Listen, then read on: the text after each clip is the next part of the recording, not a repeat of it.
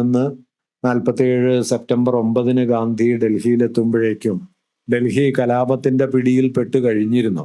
ഭംഗി കോളനിയെല്ലാം സമ്പൂർണമായ അഭയാർത്ഥികൾ തിങ്ങി നിറഞ്ഞ് കഴിഞ്ഞ ഒരു സ്ഥിതിയിലാണ് സർദാർ പട്ടേലും രാജ്കുമാരി അമൃത് കൗറും ചേർന്ന് ഗാന്ധിയെ ബിർള ഹൗസിലേക്ക് കൊണ്ടുപോകുന്നത്. ബിർള ഹൗസിൽ 144 ദിവസത്തെ ജീവിതകാലം ഗാന്ധി മിക്കവാറും എല്ലാ ദിവസങ്ങളിലും അഭയാർത്ഥി ക്യാമ്പുകളിൽ പോവുകയും അവരുമായി സംസാരിക്കുകയും അവരുടെ ദുരിതങ്ങളും യാതനകളും കേൾക്കുകയും അതിന് പരിഹാരമുണ്ടാക്കാൻ ശ്രമിക്കുകയും വർഗീയതയ്ക്കെതിരെ നിരന്തരമായി സംസാരിച്ചു കൊണ്ടിരിക്കുകയും ചെയ്തു. ഗാന്ധി അന്ന് അദ്ദേഹത്തിന്റെ ജീവിതത്തിൽ ഏറ്റവും പരിക്ഷീണനായി കഴിഞ്ഞ ഒരു കാലമാണ്. അദ്ദേഹം ജനപ്രീതി സമ്പൂർണമായി നഷ്ടപ്പെട്ട ഒരാളായിരുന്നു അന്ന്.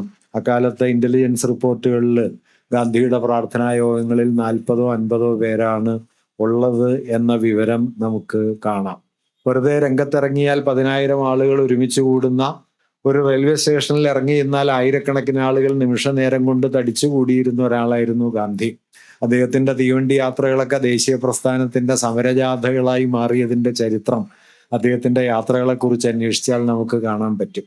അങ്ങനെ ഒരാളാണ് ഡൽഹിയിൽ പ്രാർത്ഥനാ യോഗങ്ങളിൽ 40-50 പേർ മാത്രം പങ്കെടുക്കുന്ന നിലയിലേക്ക് ജനപ്രിയത നഷ്ടപ്പെട്ട ഒരാളായി തീർന്നത്.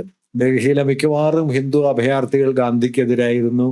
മുസ്ലിങ്ങളിൽ വലിയൊരു വിഭാഗവും ഗാന്ധിക്ക് എതിരായിരുന്നു. ഗാന്ധി പക്ഷേ വിട്ടുവീഴ്ച ചെയ്തില്ല.